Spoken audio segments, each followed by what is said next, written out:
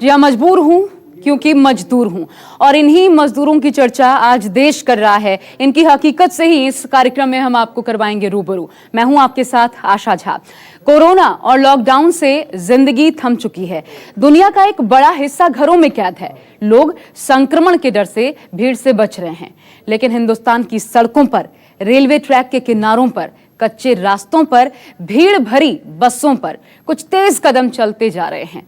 कुछ थके हारे लोग राह चलते फरिश्तों की उम्मीद में मुड़ मुड़ कर देखते हैं। उनकी निगाहें भूख प्यास मिटाने वाले उन लोगों को रास्ते भर तलाशती चलती हैं जो लॉकडाउन में भूखे प्यासे और बेघर गरीबों की मदद करते हैं। लेकिन खाना मिलने पर भी वो पेट भर नहीं खाते। आधा खाते हैं और आधा बचा लेते हैं, सिर्फ इसलिए क्योंकि सैकड़ों किलोमीटर पैदल चलते हुए घर पहुंचना है। ये मजदूर हैं और बहुत मजबूर हैं।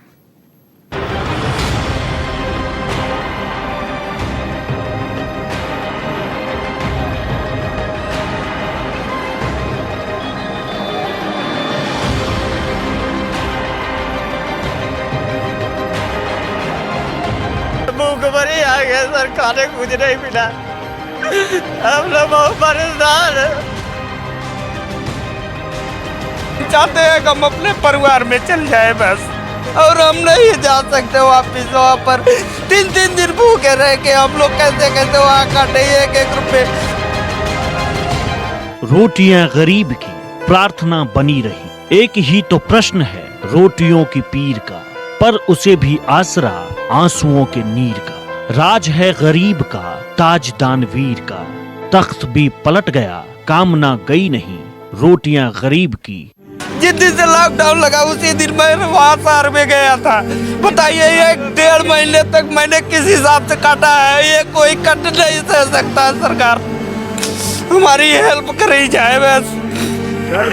तो मरना जीना एक बराबर ही कर लिया, फिर क्या करे?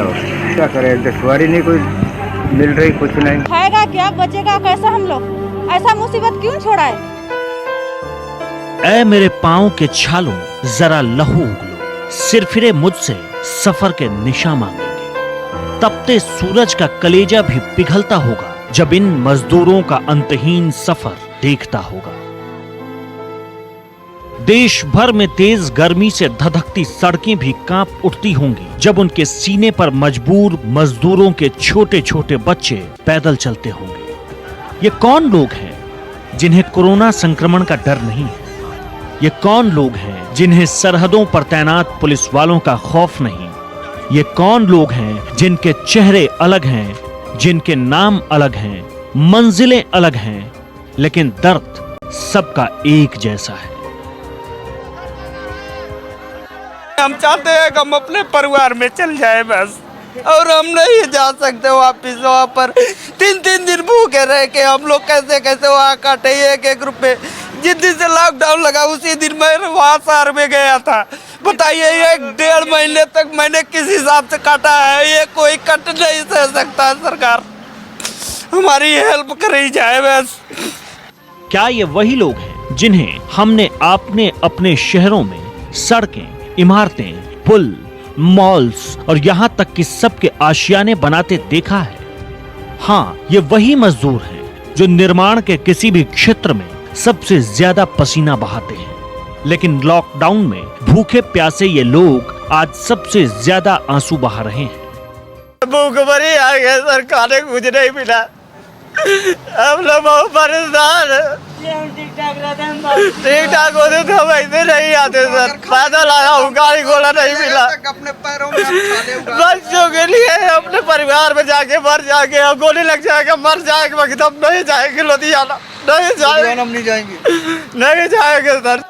कहने को तो ये लोग पंजाब से पलायन के लिए मजबूर बिहार, उत्तर प्रदेश समेत कई दूसरे राज्यों के मजदूर हैं, लेकिन इनकी सबसे बड़ी पहचान और समानता ये है कि सब भूखे हैं, सब बेहाल हैं, सब सैकड़ों किलोमीटर का सफर तय करने के लिए दिन रात चल रहे हैं, क्योंकि सबको घर जाना है।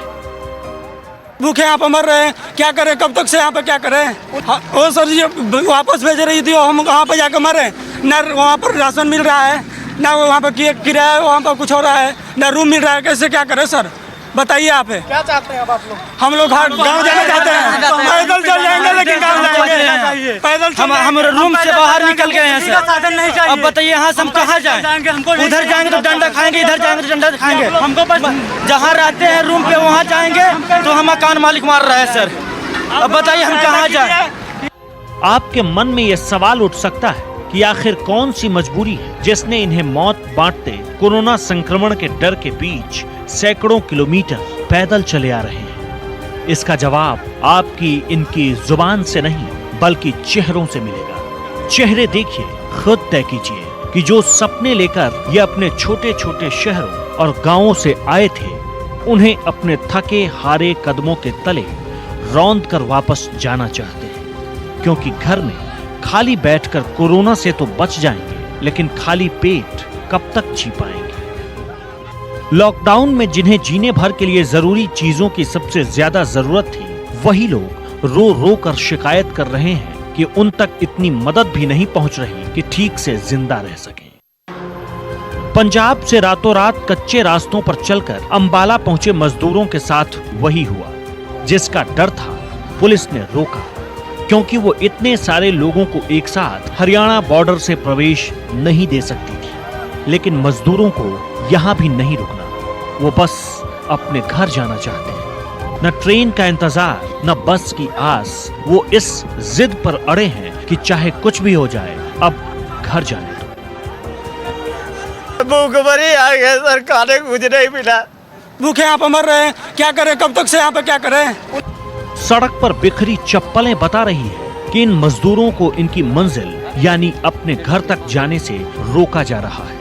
पुलिस और सरकार चाहती है ये लोग सुरक्षित तरीके से अपने घर पहुंच जाएं, लेकिन इनके सब्र का बांध इसलिए टूट चुका है क्योंकि एक वक्त के खाने के लिए लंबी लंबी लाइनों में खड़े रहना पड़ता है। ज्यादा भीड़ हो गई तो भूखे पेट ही सोना पड़ता है। इसलिए राज्यों की सरहदों पर पुलिस की लाठियां खाकर भी रुकना नहीं चाहते। इन्होंने किसी को बता दिया भाई अम्बाला से ट्रेन बिहार के लिए, यूपी के लिए गई हुई है, जो कल ट्रेनें गई थी।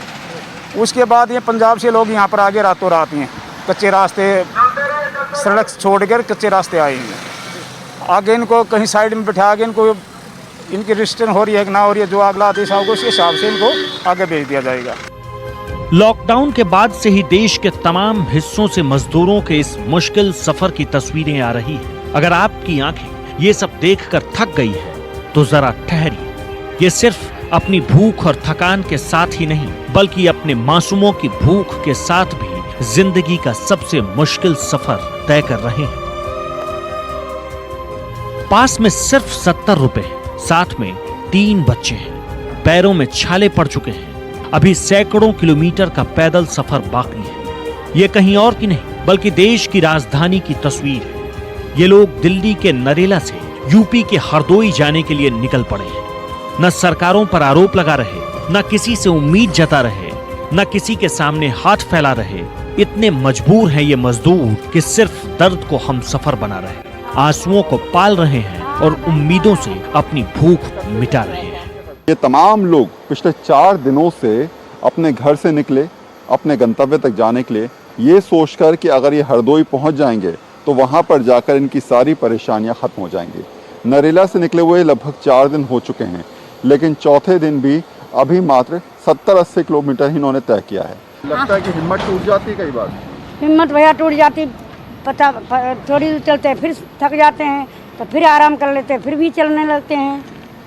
यही कम जब दर्द होने लगता है तो चलते बंदे होना पड़ते हैं, फिर सांता लेते हैं, कहते चलो फिर अब चलो थोड़ी दूर, फिर चलते हैं, किलोमीटर तक चल जाते हैं, फिर सांता लेते हैं। कि पैरों में मैं तुम्हारे देख रहा हूँ छाले पड़ गए हैं, खड़ा तुमसे होया नहीं जा रहा है। खड़ा तो नहीं हुआ जा रहा है, मैं क्या करूँ, मजबूरी सामने है, क्या करें, इसके आगे कोई चारा तो है नहीं, पेंदर ही पेंदर चलना है बस।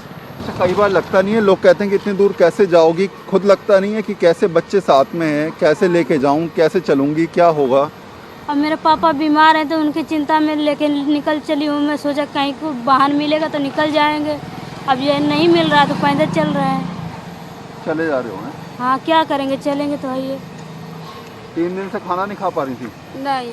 आज मिला है खाना? हाँ आज मिला था, वो भी अच्छा नहीं लगता, थकवान इतनी हो जाती तो खाने का भी मन नहीं करता, बिल्कुल चलने का भी नहीं मन करता, पैर गवाही नहीं देता कि चलो, लेकिन मजबूरी सामने है तब चल रहे हैं हम लोग। दिल्ली के नरेला से यूपी के हरदोई जा रही 50 साल की प्रकाशो कई घंटे में धीरे धीरे चलकर गाजियाबाद तक पहुंची। नहीं मालूम कितना वक्त लगेगा। बस इतनी ही ख्वाहिश है कि बच्चों के बिस्किट खरीदने के लिए जो 70 रुपए बचे हैं वो खत्म होने से पहले घर पहुंच जाए। कितने पैसे बचे हैं अभी आप पे? मेरे पास 70 रुपए हैं। 70 रुपए? 70 रुपए हैं, 70 रुपए हैं।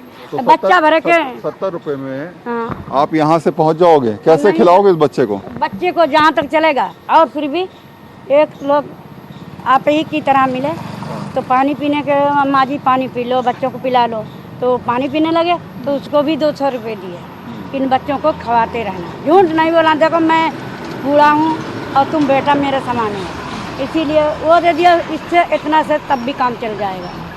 बच्चा मेरे खाते पीते रहेंगे, मैं अपना कैसे वैसे ही करने चलते रहेंगे। तो ये एक हालात, एक तस्वीर आप अपने आप देखकर समझ सकते हैं कि शायद इस परिस्थिति में, इस हालात में 70-80 रुपए लेकर लगातार ये लोग चलते आ रहे हैं। इन प्रवासी मजदूरों का दर्द समझिए। यूपी के अमरोहा में काम करते थे, लॉकडाउन हुआ, सब कुछ बंद हो गया। 2 वक्त की रोटी कमाकर पेट भर लेते थे, लेकिन वो भी करीब 1.5 महीने से बंद है। लॉकडाउन का तीसरा चरण चल रहा है, लेकिन इन्हें घर वापसी की कोई उम्मीद नहीं दिख रही, तो पैदल ही निकल पड़े। यूपी और बिहार के अलग अलग गांवों तक पहुंचना है। अमरोहा में बॉर्डर पर पुलिस ने रोक लिया तो हंगामा करने लगे। पुलिस ने समझाया कि बसों का इंतजाम कर देते हैं, लेकिन ये अब उतना इंतजार भी करने को राजी नहीं है। सरकारें इन्हें रोक रही है। हर मजदूर के घर तक खाना और जरूरत की चीजें पहुंचाने के वादे और दावे कर रही है।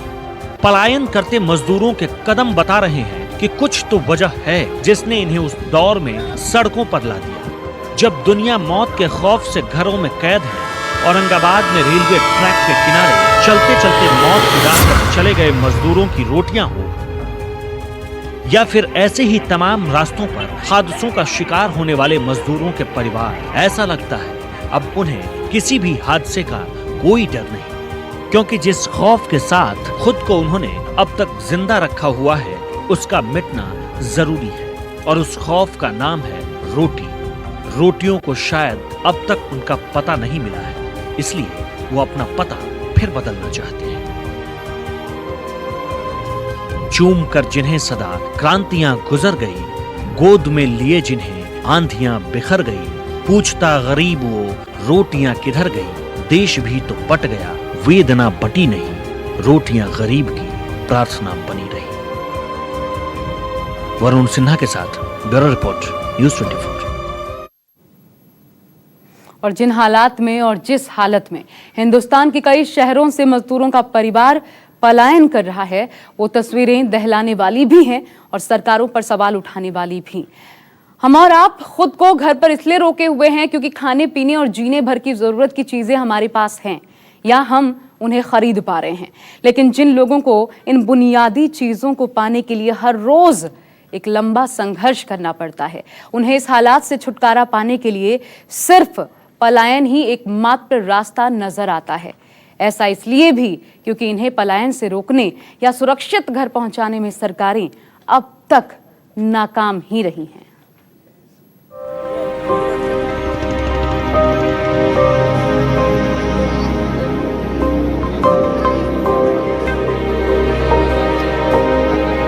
रहने को ले नहीं, खाना तो मिल रहा है, लेकिन गांव में बच्चे छूटी हैं, कम से 2 साल के बच्चे छूटी हुई हैं। जाएगा कैसा, क्या करेगा, गाड़ी नहीं है, पैसा नहीं, खाने के लिए चल के भी जा सकता है।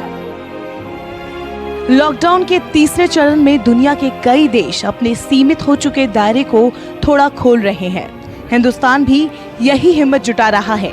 जरूरी चीजों के साथ साथ अब हर उस चीज को फिर से शुरू करने की कोशिश हो रही है जिससे सबके जीवन की जरूरतें पूरी हो सके। लेकिन इन सबके बीच लाखों मजदूर अपने दायरे को फिर से समेटते हुए गांव की ओर चल पड़े हैं। रोजी रोटी की जिस उम्मीद में वो शहर आए थे, जिन ख्वाबों को कई सालों तक अपने खून पसीने की कमाई से जिंदा रखा, बड़ा शहर, बड़ी कमाई, शहरों में बच्चों की पढ़ाई, बड़े शहर में छोटा सा घर, सारे सपने और उम्मीदें छोड़कर अब वो फिर से गांव में सिमटने के लिए लौट रहे हैं।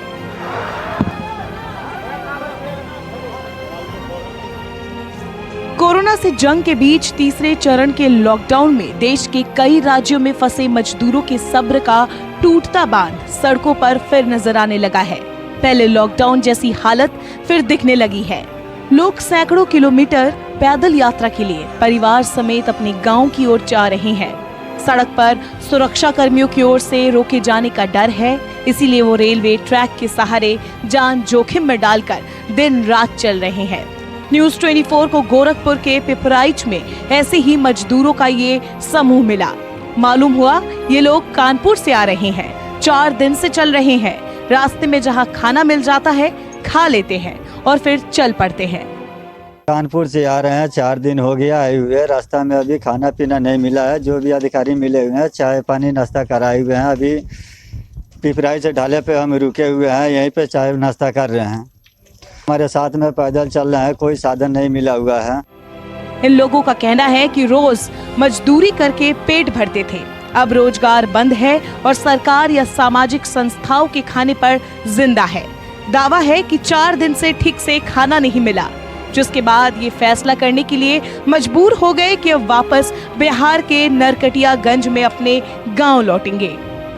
लेबर के काम कर रहे हैं, मजदूरी जैसे जो हम लोग 4 दिन हो गए, हम लोग भूखे प्यासे, खाना भी नहीं मिला है।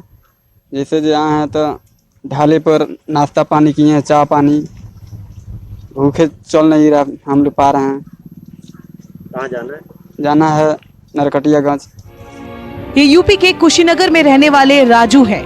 3 दिन पहले बनारस से चले थे, लेकिन अब भी मंजिल दूर है। बनारस में साड़ी पर कारीगरी का काम करते थे, अब ना तो रोजगार है और ना रोटी, इसीलिए बिस्कुट पर जिंदा है और घर पहुंचने की आस में चले जा रहे हैं। अभी तक 3 दिन हो गया, 3 दिन से कुछ खाए पिए नहीं है। हमको जाना है खड्डा। खाना पीना नहीं हुआ 3 दिन से। यूपी के झांसी की ये तस्वीरें देखिए।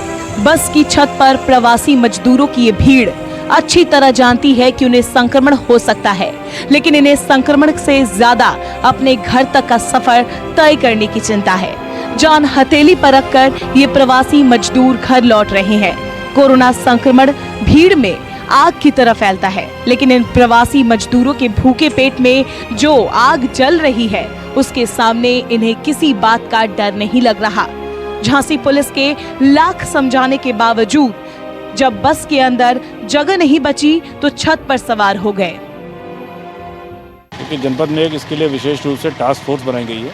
तो सड़क पर कोई भी व्यक्ति अगर कहीं से भी पैदल जनपद में दिखाई पड़ेगा चलता हुआ, उसको हमारी टीम्स उनको इस पॉइंट पर रोक करके और उनको हम जनपद के शेल्टर होम्स में व्यवस्थापित करा। कई मजदूर ऐसे भी हैं जो अपने गांव तक सैकड़ों किलोमीटर का सफर तपती धूप में चलते हुए जल्द से जल्द पूरा कर लेना चाहते हैं। ये प्रवासी मजदूर दिन रात चल रहे हैं। कई घंटे चलने के बाद 2-3 घंटे रुककर थकान दूर करने की कोशिश करते हैं, लेकिन थकान से ज्यादा भूख की चिंता है। रास्ते में कहीं कहीं खाना मिल जाता है, लेकिन ये नहीं पता होता कि आगे खाना मिलेगा या नहीं। बात करने पर पता चलता है कि वो अब शहरों में रुकना ही नहीं चाहते। पुलिस ऐसे लोगों को समझाती है, लेकिन जब वो नहीं मानते तो सोशल डिस्टेंसिंग का पालन करते हुए उन्हें आगे जाने की सलाह देती है। रेलवे लाइन के किनारे किनारे चलते हुए मध्य प्रदेश से सैकड़ों किलोमीटर दूर झारखंड जाने के लिए ये मजदूर यूं ही कई दिनों से चल रहे हैं। झारखंड के पलामू तक पहुंचने में कम से कम 15 दिन लग जाएंगे। इस हालात में ये लोग कैसे पहुंच पाएंगे ये खुद इन्हें भी नहीं मालूम। एमपी के जैतहरी पावर प्लांट से निकले मजदूरों को पुलिस ने रोका तो पता चला कि रेलवे ट्रैक के किनारे ही थककर सो जाते हैं। कहाँ से आ रहे हो? जैतहरी पावर प्लांट से। कहाँ जाना है? झारखंड जाना है सर। कितने लोग हो? 16 आदमी। तो ये रेल की पटरी पैदल चलते हुए? पैदल चलते कुछ दूर सर, बैठते उठते आ रहे हैं। कुछ मजदूर एमपी के दमोह के लिए पैदल जाते हुए मिले। भूखे प्यासे इन मजदूरों से पुलिस ने बात की, शायद प्रशासन की ओर से इनकी कुछ मदद हो सके। सर जसपुर से आ रहे हैं हम लोग, दमोह जाएंगे। तो कैसे आ रहे हो जसपुर से? पैदल आ रहे हैं सर। पैदल आ रहे हो? जी। पटरी? जी। कहाँ जाना है? जाना दमोह है सर। और खाने पीने क्या व्यवस्था है? खाने पीने को कहीं कहीं मिल जाता है, बिस्कुट ले लेते हैं, कहीं नदी पानी मिलता है तो बाटी बना लेते हैं, आटा ले लेते हैं। प्रवासी मजदूरों के पलायन के बीच कई लोग बिहार तक का सफर तय करने के लिए पैदल चलते हुए यूपी के कानपुर पहुंचे। यहां मिले मजदूरों ने बताया कि वो दिल्ली में मजदूरी करते हैं, लेकिन अब भागलपुर लौटना है। रंजित और उनके कुछ साथियों ने दिल्ली से बिहार के भागलपुर तक पैदल सफर तय करने का फैसला किया। रास्ते में कुछ ट्रक ड्राइवरों ने लिफ्ट देने के बहाने उनसे किराए लिए, लेकिन गाड़ी में नहीं बिठाया। ड्राइवर इन लाचार मजदूरों के रुपए लेकर भाग गया। दिल्ली से आ रहा हूँ, अपने गांव को जा रहा हूँ बिहार। कहीं गाड़ी मिलता है, कहीं गाड़ी पे ले जाता है लोग तो फिर भी नहीं बैठाता है। कोई अच्छा इंसान होता है तो बैठा लेते, बाकी नहीं बैठाते। और हम लोगों के पास एक भी रुपया नहीं है, और एक तो मकान मालिक तंग कर रहे हैं, एक राशन नहीं है, सरकार की तरफ से कोई सुविधा नहीं है, और हम लोग चलते चलते परेशान हो गए हो। भाई साहब से मेरा विनती है, नम्र निवेदन है कि किसी तरह अभी भी हम लोगों को कम से कम पटना तक का भी यातायात की सुविधा हो जाए तो हम लोग बहुत भगवान से ही मुलाकात हो जाएंगे। इन मजदूरों का शायद इतना ही गुनाह है कि ये गरीब हैं, वरना जिन्हें भी सरकारों ने सुरक्षित लाने का वादा किया है वो सब अब अपनी जगहों पर सुरक्षित है। उनके पास खाने पीने की चीजें खरीदने भर के पैसे हैं, लेकिन इन मजदूरों को तो भूख से मर जाने का डर है। इसीलिए लॉकडाउन और कोरोना का खौफ इनके कदमों को नहीं रोक पा रहा है। सरकारें चाहती हैं कि मजदूर उनके शहरों में रुकें, तो इनकी जरूरत के सारे इंतजाम बहुत जल्द होने चाहिए। Bureau report, news 24।